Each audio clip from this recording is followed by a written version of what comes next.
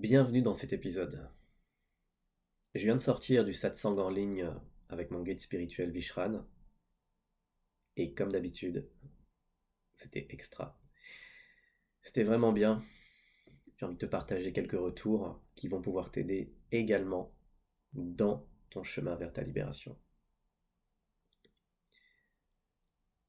C'est drôle parce que, à un certain moment, mon corps, à force de ne pas bouger et de rester statique, commençait à trembler. Je pense que même ma manière d'être assis et de tout faire pour avoir une posture relaxe, détendue, à certains moments, je me suis rendu compte que j'étais crispé. Et c'est là que j'ai pris conscience que j'étais fermé, malgré ma posture d'apparence décontractée. J'ai envie que tu puisses ressentir la même chose. Et qu'au fond, une des clés vers ta libération et ta relaxation, et ultimement vers l'éveil spirituel, une des clés, c'est ta respiration.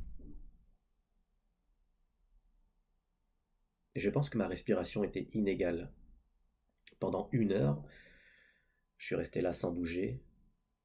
J'ai pu interagir avec mon guide, mais à certains moments de la session, j'ai senti que j'étais contracté, fermé, parce que je prenais pas le temps de respirer. Et à partir du moment où j'ai eu conscience de mes contractions, je me suis mis à respirer davantage, avec plus d'amplitude.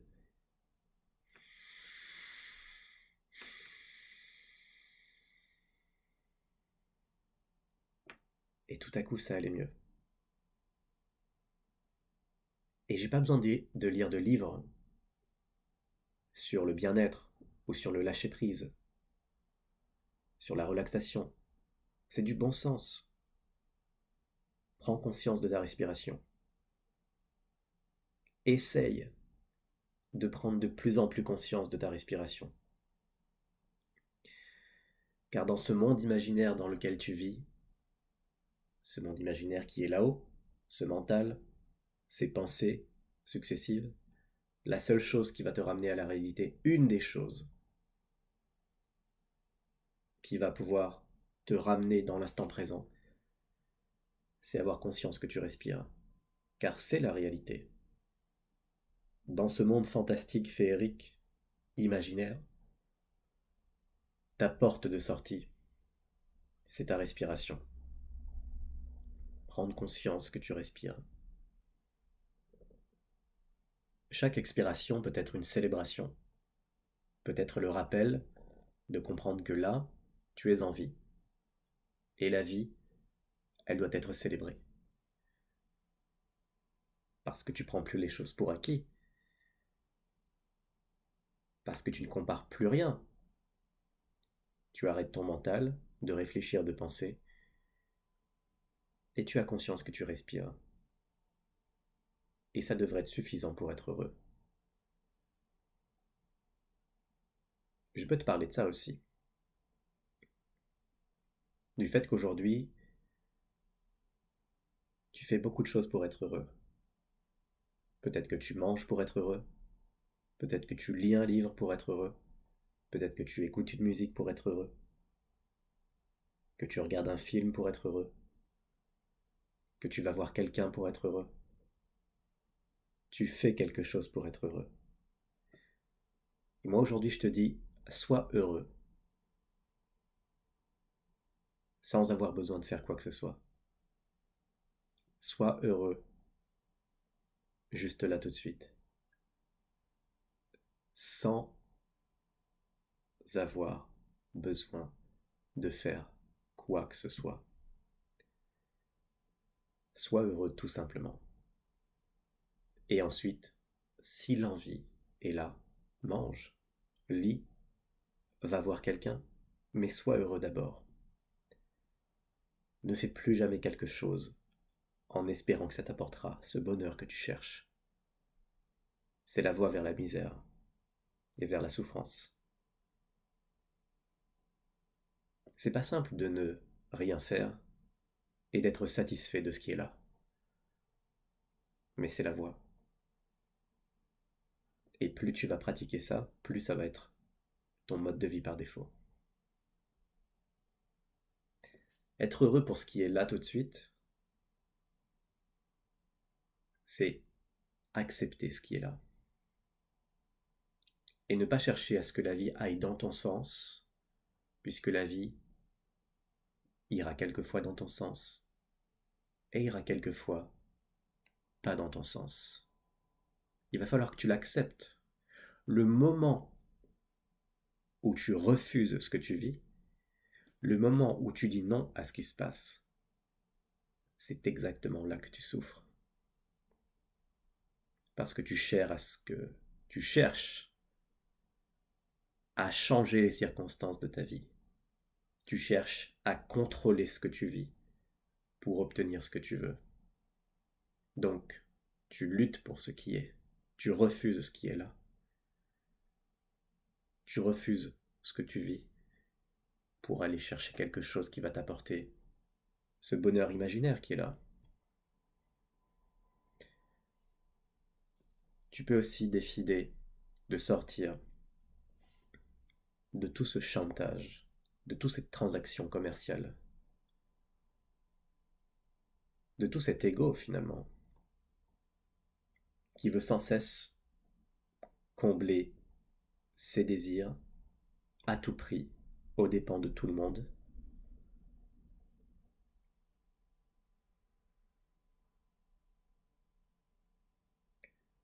Ouvre-toi.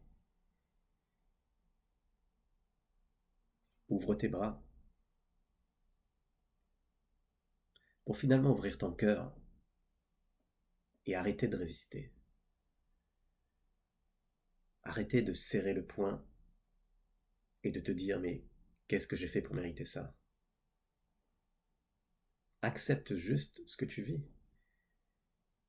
Dans cette acceptation, tu vas poser des actions, tu vas peut-être agir, peut-être qu'il y a quelque chose à faire, effectivement. Fais cette chose-là, mais fais-la avec un état d'acceptation. Du coup, cette action, elle s'est éveillée. Cette action, elle devient mature, elle devient consciente. Cette action, elle devient intègre, bienveillante. Parce que si tu passes à l'action dans un état de résistance intérieure, tu as de grandes possibilités de faire souffrir les gens autour de toi et toi-même. Alors que si tu passes à l'action avec un état d'acceptation, alors tu vas moins faire souffrir les gens autour de toi. L'idée, elle est toujours là.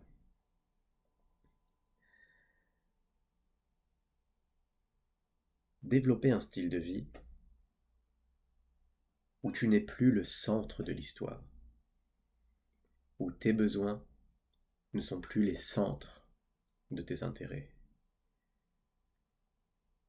Développe un style de vie où prendre soin des gens, rendre service, c'est la voie que je t'invite à prendre. L'idée aujourd'hui, c'est de tout faire, saisir toutes les opportunités pour t'effacer davantage, pour que ton histoire soit très très loin, pour que tout ton narratif soit très très loin et que tu te mettes au service du cœur. Qu'est-ce que fait l'amour? L'amour aime, c'est tout ce qu'il fait. L'amour prend soin. L'amour fait de son mieux. L'amour écoute, a de l'empathie, de la compassion, est altruiste. Il aide, ne demande rien en retour. Il aide, c'est tout. Toutes les opportunités sont bonnes à prendre aujourd'hui pour laisser derrière ton ego et mettre au premier plan la vie de service. C'est la voix du cœur. C'est la voix qui éveille. Vivre en prenant que soin de soi-même, c'est être immature.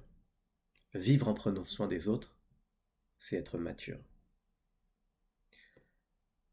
On vit dans une société où clairement la majorité des gens prennent soin d'eux-mêmes.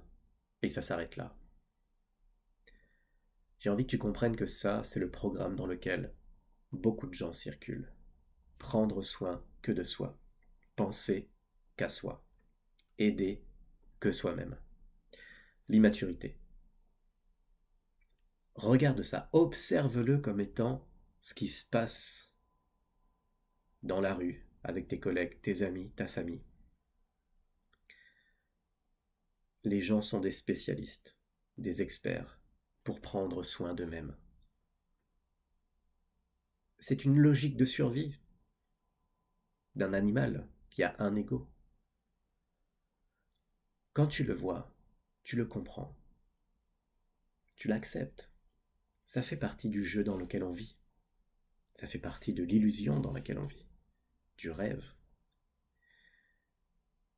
Et je t'invite à faire l'inverse, à commencer progressivement à prendre soin des autres, et à prendre soin des autres encore plus, et encore plus, encore plus. Et regarde ton cœur s'ouvrir, ta compassion grandir, ton empathie grandir.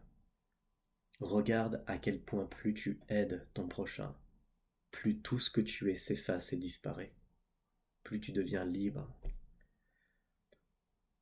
libre d'agir et de semer derrière toi et tout autour de toi que de l'amour, que de la bienveillance, que de l'empathie, que de la conscience.